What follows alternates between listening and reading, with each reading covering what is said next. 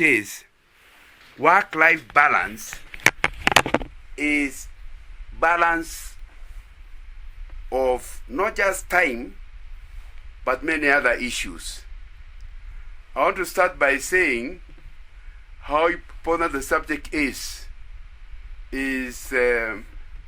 underlined by this Waterhouse Cooper's guy who fell from 18th floor.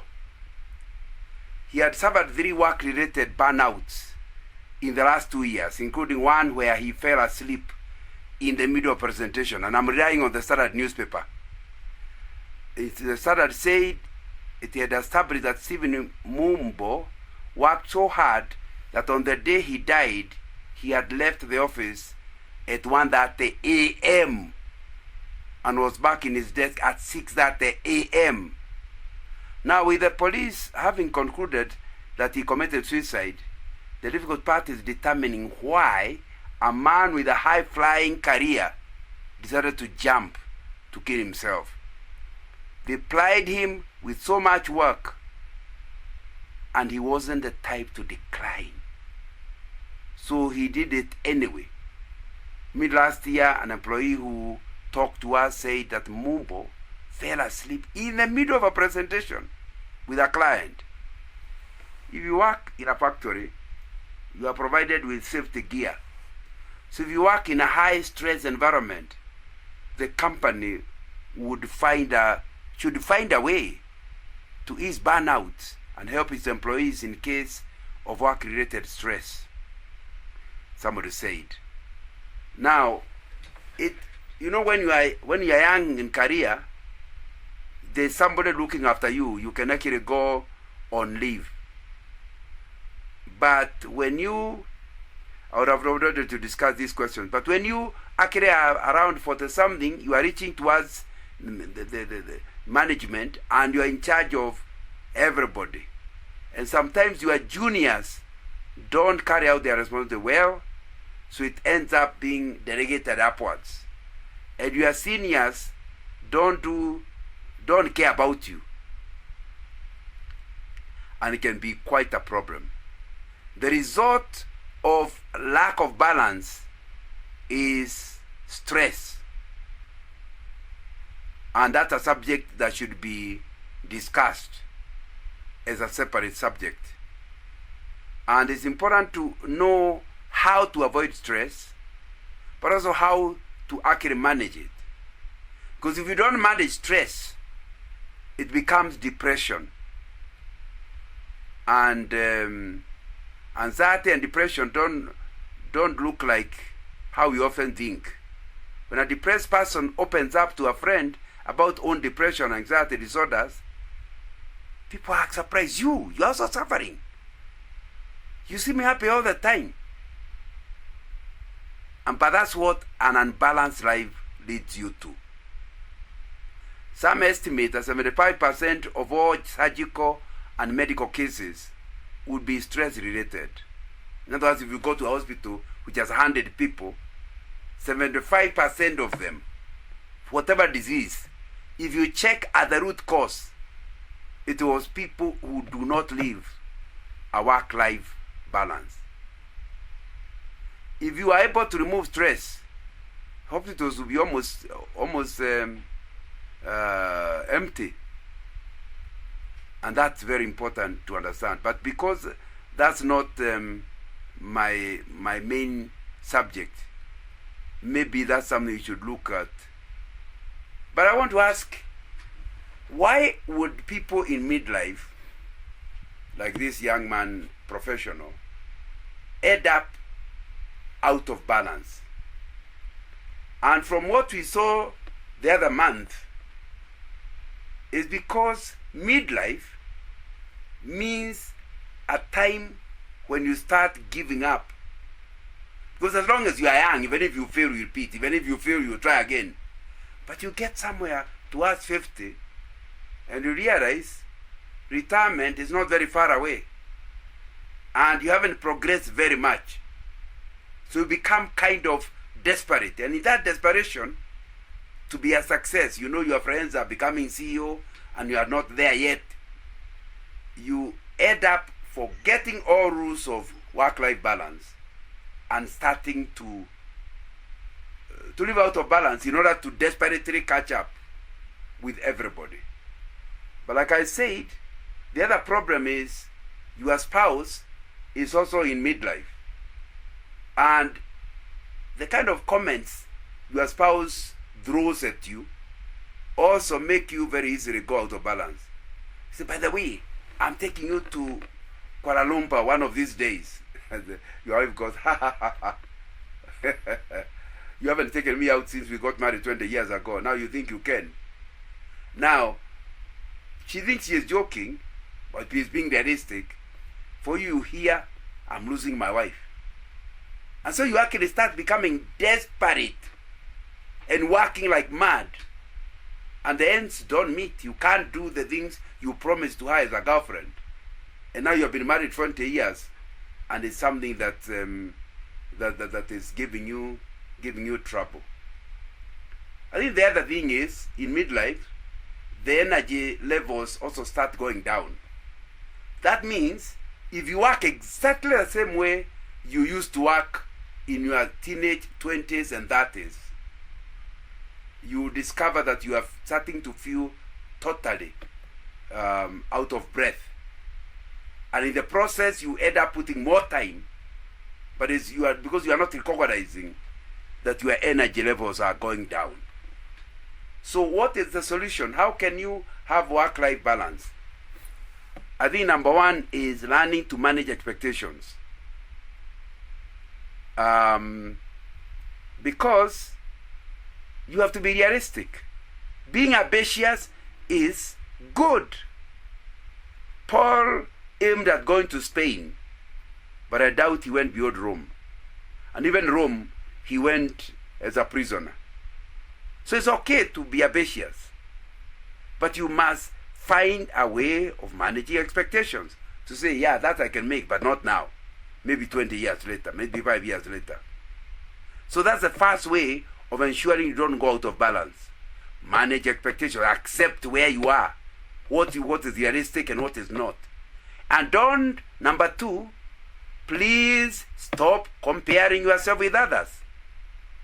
Because part of the problem is you are starting to think you should be like Tom, or you should be like Otieno.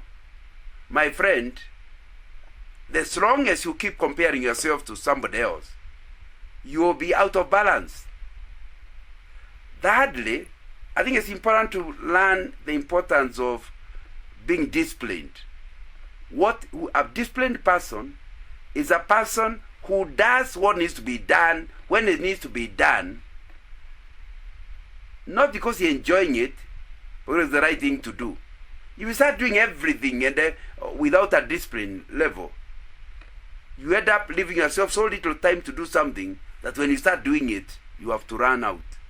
And I think that will be something important. You know, much of life is a quest for maintaining balance. Whether it's an athletic team, they need a balance between offense and defense, between quickness and strength. If you're only quick, like in rugby, it will not be enough. So balance is a critical word. What about personal finances? You have to learn how to maintain a balance between income and expenses. And that will be that is something you have to ask yourself. Are you really keeping in balance or not? And you know, I don't know if I mentioned it last time, it's not an impossible thing. You know how much you're earning. You know how much you are likely to earn. Why can't you plan your life on a conservative figure? And when you earn more than your conservative figure, the excess money you have, what the government normally has side budgets. You do another budget to catch up with it. But in your budget, please be realistic about the income you are going to have. And that does not stop you being ambitious. So although you are budgeting for 100,000, you are fighting to get 150,000, and you fight to your limit to get 150,000. But even if you don't get 150 and get 100, you will not be out of balance. Income and expenditure. In fact, I normally say any family that cannot balance income and expenditure, please expect three things. Number one or both of them will be stressed. Number two, one or both of them are likely to pull out of the marriage, which would be something serious. And it came out of just somebody living out of balance. Then thirdly, they might end up in jail. Because obviously, once you're out of balance, you end up borrowing, you don't pay, and you can even end up in jail. Even if not a criminal jail, what is called civil jail. Have you heard of a civil jail? Civil jail is when somebody has refused to pay you, and he's saying he has no money. In order to make the relatives pay you, you lock up the person in prison at your cost. The government allows you to lock him up at your own cost, so that you are the one paying for the expenses of prison. And that's very possible when you live out of balance on money. And I'm telling you, midlife is when some of these things happen. A family that has lived within its means, you come to midlife, and because of becoming desperate, they end up using money that they should not be using. Oh, you see, you see so and so son has gone to Turi, and yours is still in Madare Primary School, and you say, what do they have you don't have? Your wife says something like, surely, you call yourself a man, and you feel, hey, might it mean because my children are in Madare Primary School, they are not a man?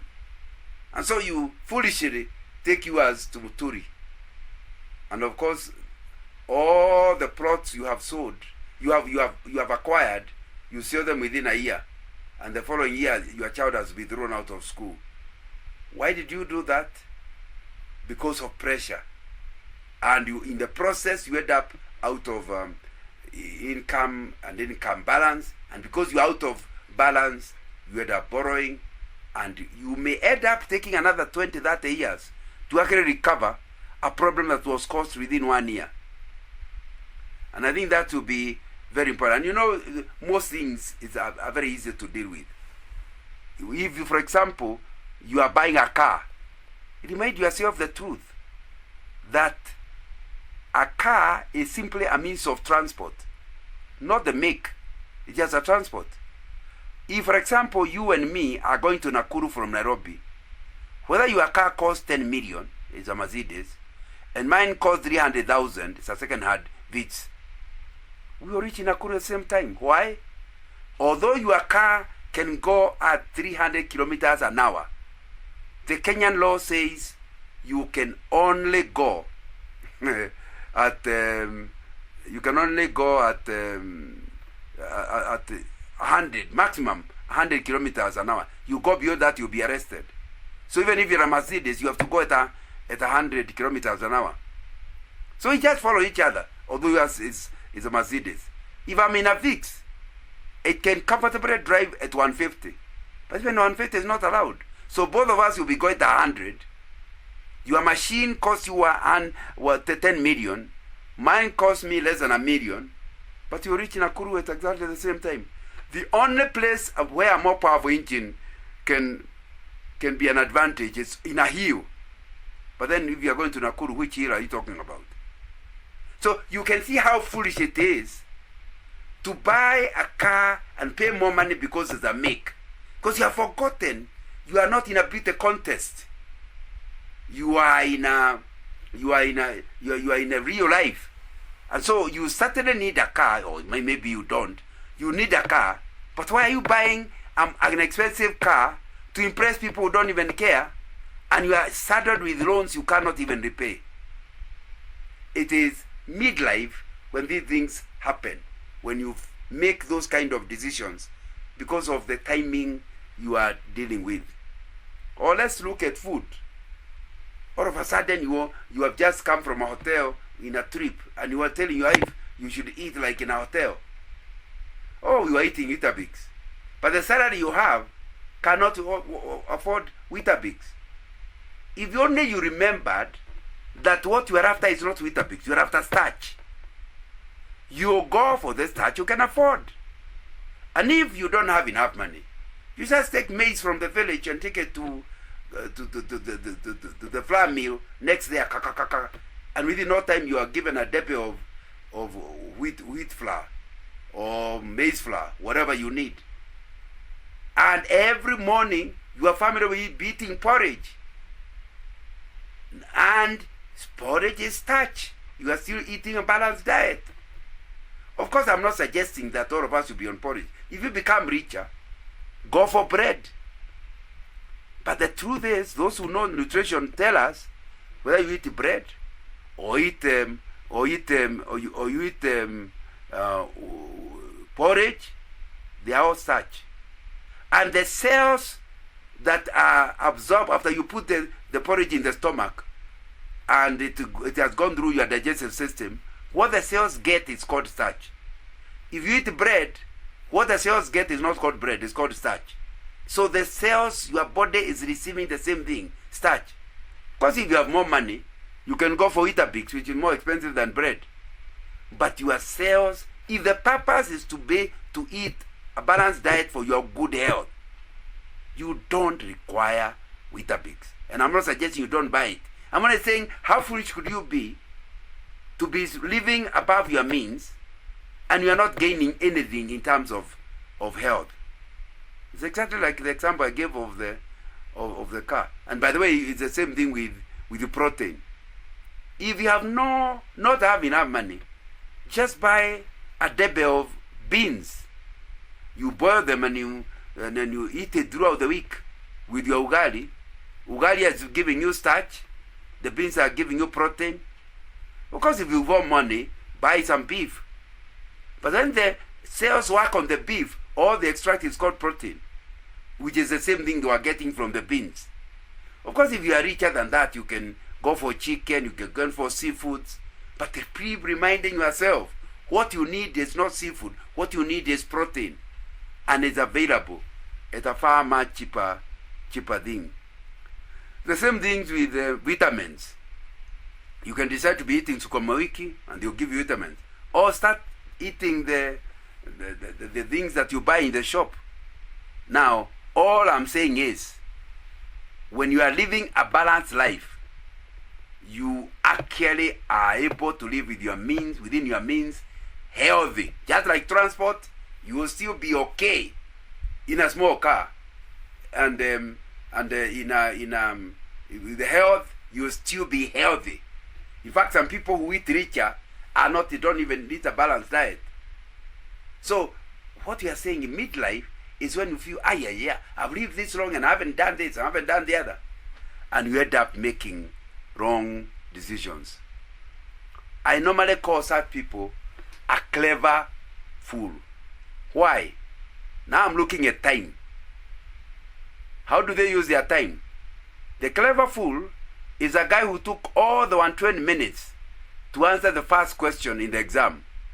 And when it was 10 minutes to the end of the 2-hour exam, he quickly remembered he had another 4 questions to answer. So he tried to do the other 4 questions in 10 minutes. And he was already confused. You are likely to guess what happened. He got very good marks. In fact, the full marks. Since there were 5 questions, he got 20% out of the first question. They could not remove anything because he had done a very good job of the first question. But because the other 4 are just confused, he got 1 mark there, 2 marks there.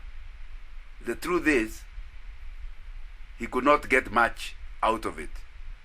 And he ended up getting maybe only another 7, 8 plus 20. And when you get 27, overall, you are just a failure.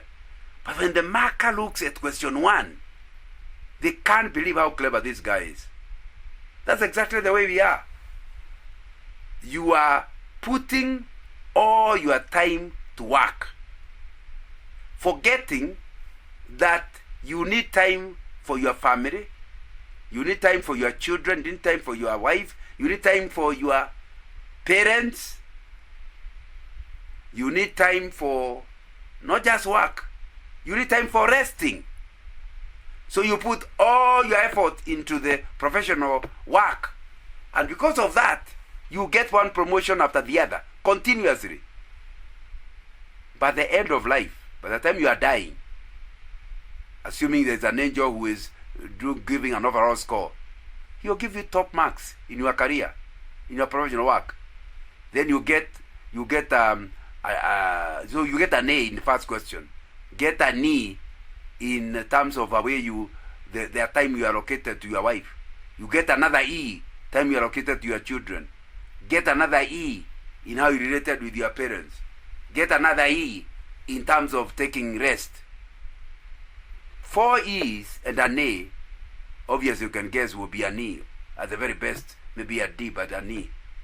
Overall, the angel says failed. I don't know that failed means you go to hell. But all I'm saying tonight is, do not bow down to the pressure in midlife. Isn't that what Ecclesiastes 3 is saying? There's a time for everything. There's a time and a season for every activity under heavens. If the activity is important, give it time. But in order to, when you use the word prioritize, what it means is, remember the word no is in the dictionary. The only way you prioritize is give priority time, and the non-priority you give no time. So you must learn to say no to very good things. Normally, if something is bad, that will not tempt you. But you must know the activities that matter. And of course the passage goes on to talk about a time to tear down and a time to build. And there's quite something that we are learning in the process. Now,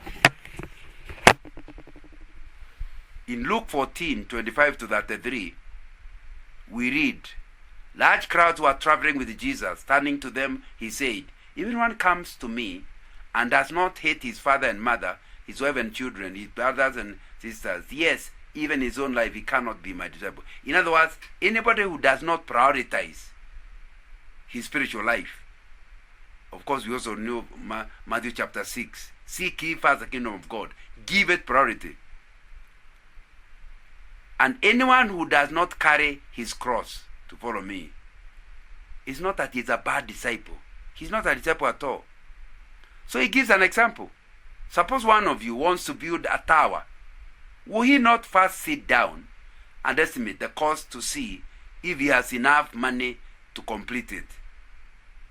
For if he lays the foundation and is not able to finish it, everyone who sees it will ridicule him, saying, this fellow began to build and was not able to finish. What is Jesus teaching? These are words of Jesus. If you ever read later edition, these are words of Jesus. That basically you are not a good disciple. If you enter into anything without a plan, that this guy wanted to build a tower, but because he did not sit down to estimate, he ended up out of line and ran out of money, and so that the white elephant, like they call it, was available for all to know how foolish he is. So let me ask you, in your life, how many towers do you have? And if you have to be honest, it's because you felt like you're running out of time, started this project, never finished, started another one, never finished. Planning is a biblical word. When you do things without a plan. And what's a plan? A plan establishes the reason for the activity.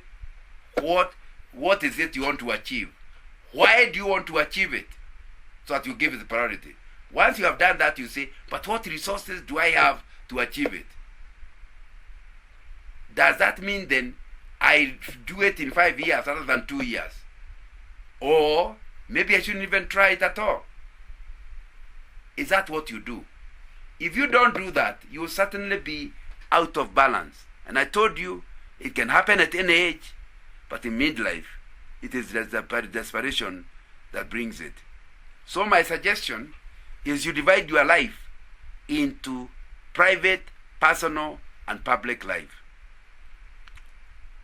Private life refers to the area of yourself, you and yourself. Nobody else enters that area. You must allocate the time. Personal area refers to friends and family area, and you must allocate the time. Public life refers to the area of your profession, how you earn a daily bread, your church activity, either in discipleship or outreach, but also community work. There are things you do just for the good of the community, not because you want them to get saved, but in order to be a good neighbor or a good clansman. Your involvement in that area. On the private life, the things I include there is spiritual life. I'm asking you the question: how is your personal quiet time? And you know, when you feel desperate, it's the one that suffers. And you know, the truth is, the family altar does not replace your quiet time. Because family altar means the whole family is actually spending time in prayer and reading God's word. But the discussion are normally rated at the youngest child. You must talk, you cannot go for deep things. And even if you are praying, there are things you can't pray in the presence of children. So you need a time when you can be totally open before God. And as you hand over the issues to God, you discover you don't carry a burden you shouldn't be carrying.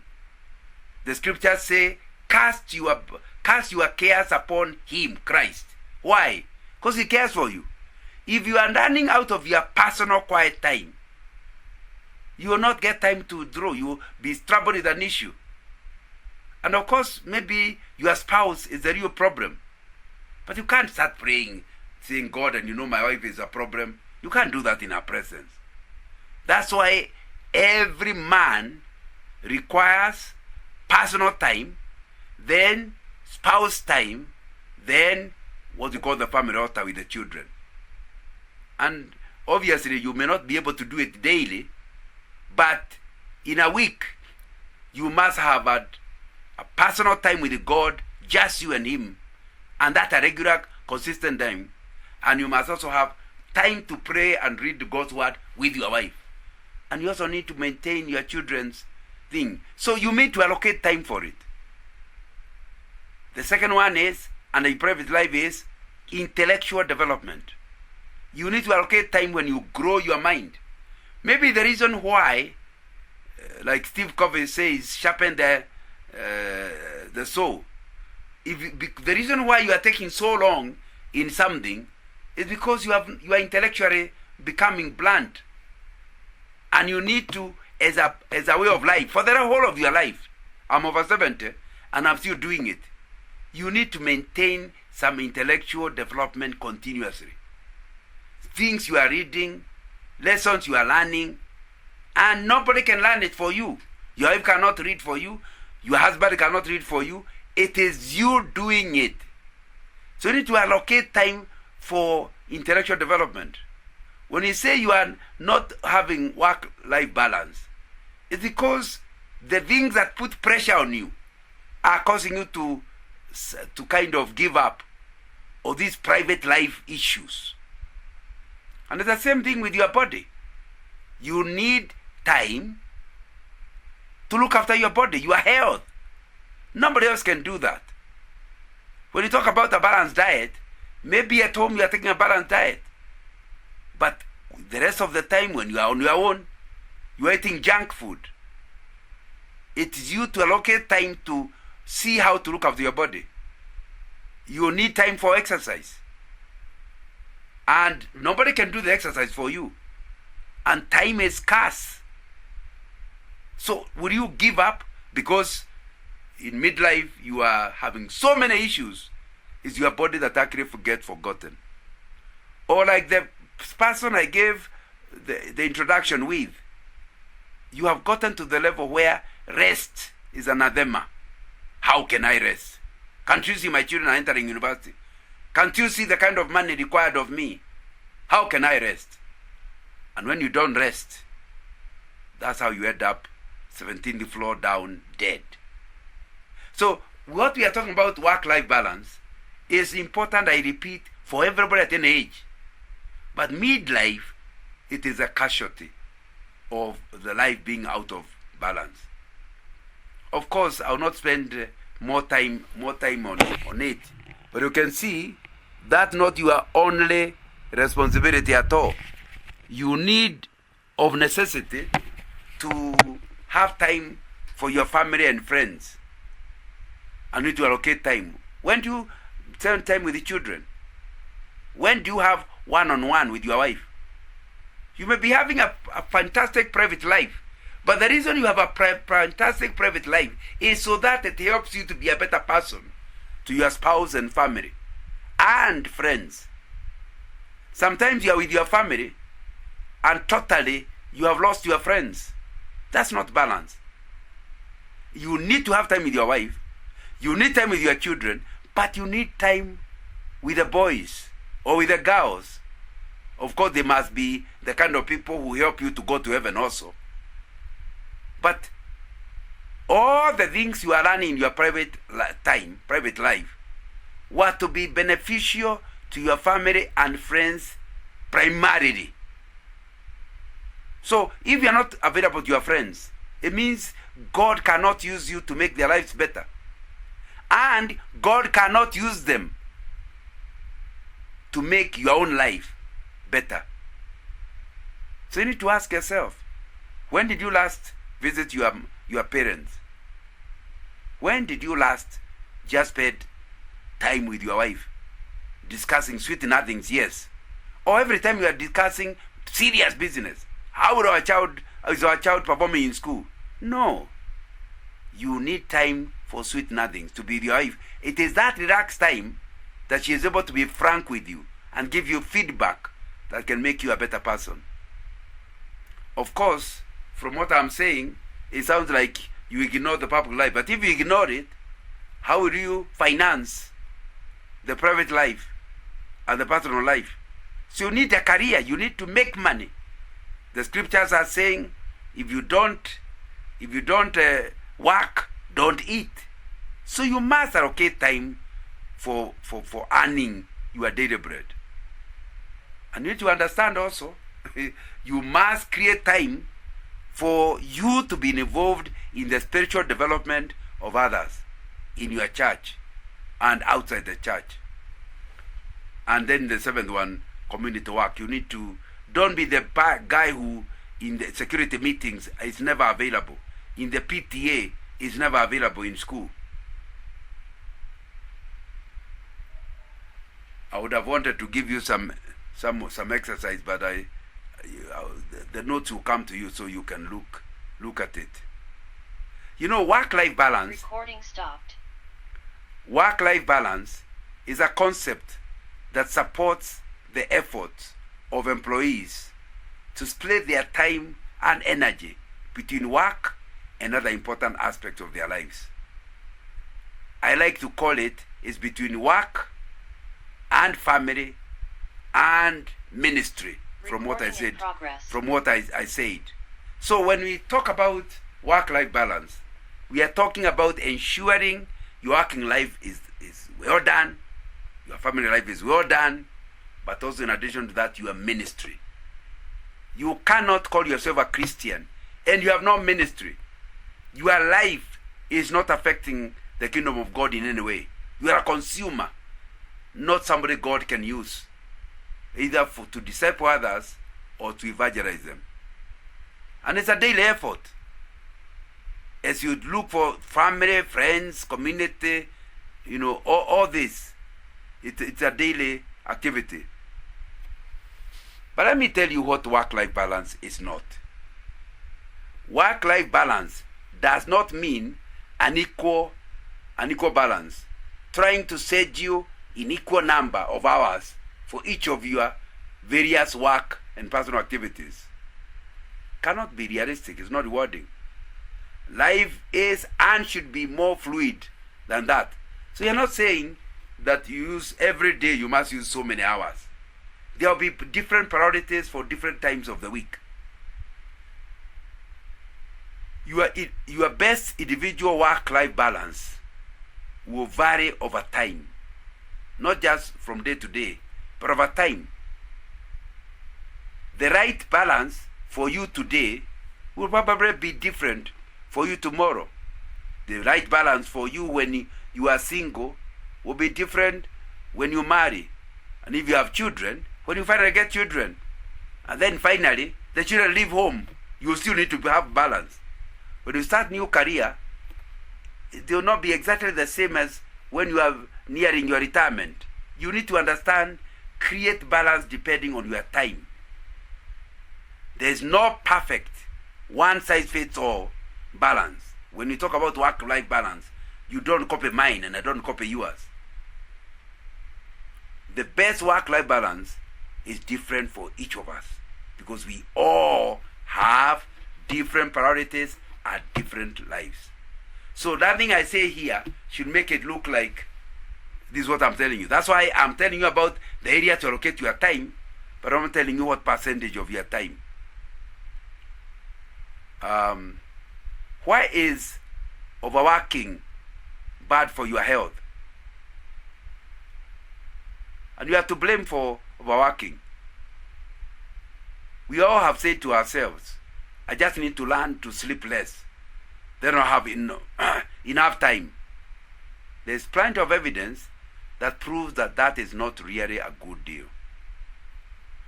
Overworking is bad for your health. Chronic sleep debt, for example, because in order to do more work, you are putting less and less time for sleep, raises the risk of obesity, heart disease, stroke, and diabetes. In the short term, lack of sleep can have significant effects on the hippocampus, an area of the brain involved in memory creation and consolidation. Of course, you can Google it up to get more information. But what we are saying is, sleep is so important that anybody who has not had 6 hours of sleep is not allowed to drive. If you are going on a journey, you must sleep more than 6 hours before you drive the following morning. You don't sleep, and lack of sleep as a cause of accidents is a big thing. That's why sometimes you say, how did this accident? You can't tell. The guy slept. And even for yourself, sometimes you pass a certain place and you say, when did we pass Kikope? You can't remember, especially on a straight road, because you did not have enough sleep, and God just helped you to drive on. You are asleep. They are called micro sleeps because you don't even realize you ever slept. And if when you go asleep there is somebody else near you, you have a head-on collision and you are dead because of lack of work-life balance. You did not allocate enough time for sleep. From the study that I saw in the internet, University College London compiled data on the relationship between working hours and heart attack risk. And the number in the population was high, 600,000 workers. As well as similar data on stroke risk in over 500,000 workers. They adjusted their data to compensate for individual workers' difference, but due to health behaviors, such as smoking, of course, makes it worse, alcohol consumption makes it worse, lack or more physical activity than necessary, and also adjusted for the presence of other cardiac risk factors, such as high blood pressure, diabetes, and high cholesterol. After all those adjustments, they found that those who worked more than 55 hours per week had a 13% greater risk of heart attack and were 33% more likely to suffer stroke compared with those who work 35 to 40 hours per week. Now you can tell where you are. So work-life balance means you'll not go beyond a 4-hour week. You'll do other things. Because the week is not just 40 hours. You know, when they said 8 times 5, you know, the time that normally 8-hour week, 8-hour day for 5 days a week. They discovered the extra time that's being given is causing medical bills for the organization as people start getting sick. There are plenty of organizations with a litany of workers who work long hours, yet do not work intelligently and therefore fail to create the output of the organization needs. In other words, working and coming out of balance. Please remember, hours worked are not directly correlated to the value you create.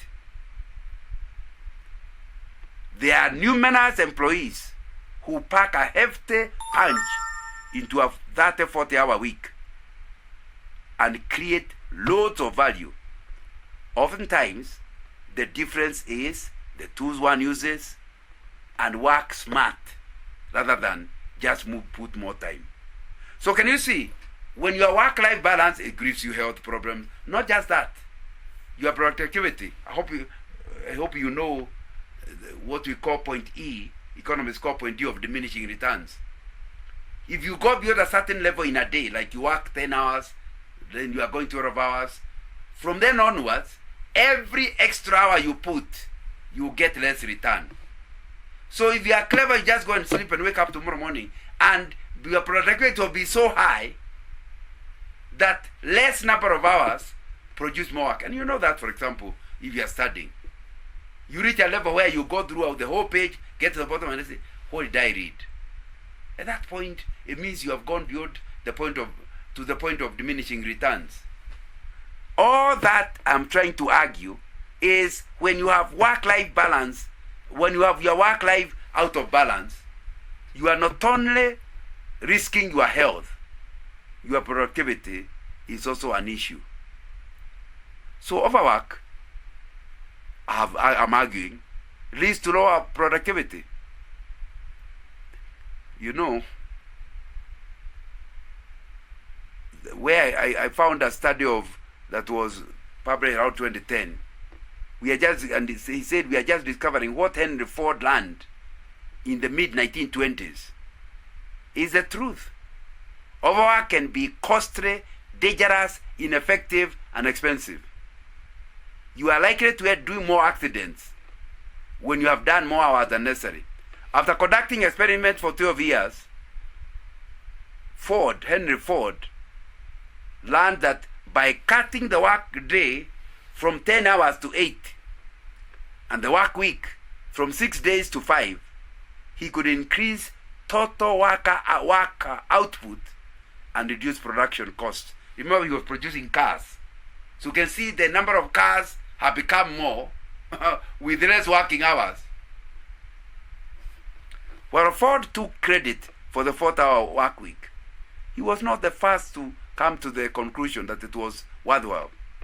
Throughout the 1930s, 1940s, and 1950s, there were hundreds of studies praising the benefits of the 40-hour week. Now we don't even discuss it very much. I realized looking at my timing, my time is up. I wanted to spend a bit of time discussing work myths we have about work and work-life balance. But all we are saying in conclusion is learn to keep the rhythm in life, and that just balance. And in order to achieve that, I've run out of time and not go into it. You need to these are the things I said in the introduction. You need to learn to live a life of discipline. You need to make good use of your time. You need to make sound judgments. Don't be quick to make judgments without thinking. You need to learn to make proper use of all resources, not just time. And in the process, you will be better able to face life's challenges and be a better team player. meaningful daily achievements and enjoyment in your work is very important. So you must ask, how am I doing in my work quadrant? How am I doing in my family quadrant? How am I doing in my friends quadrant? How am I doing in the self quadrant? And that will be important. Enjoyment does not mean happiness. Enjoying your life does not mean happiness. It means you are happy with yourself, you are proud of what you are doing. It means you are getting satisfaction out of how you are running your life. It also means happiness, celebration, and a sense of well-being. It also means that you don't do things. Why do you do it? Because that's the way my uncle did it. You always have to question yourself. Why am I doing what I'm doing? Are you aligned mentally and emotionally with your personal vision and mission? And I think we mentioned it last time. That the thing that will help you in your midlife is to have clarity on your vision and mission, and then ensure the clutter in your life, the things you are doing that do not help you to fulfill God's calling in your life, you just start coming out of it. Do not keep. The other thing is you learn not to keep two separate calendars. One at work only. It should have one calendar. You are one person. That way, you are able to see that on this Friday I'm supposed to go to my children's swimming contest, whatever. And you need to ask for time off from work in order to go for the swimming. You have just got one life. I also wanted to tell you that it's actually a biblical idea to rest. God worked for 6 days. So out of a 7-day week, from the scriptures it's very clear, one day you are supposed to enjoy doing nothing. But sometimes we Christians, Sunday, which is supposed to be a Sabbath, we are so busy that you really can't say when you rest. I would have wanted to talk about time management, which is really what we are talking about. And I would have wanted to talk about the whole issue about being proactive, prioritizing. Let me finish by saying, avoid the dictatorship of the urgent. It will ruin you.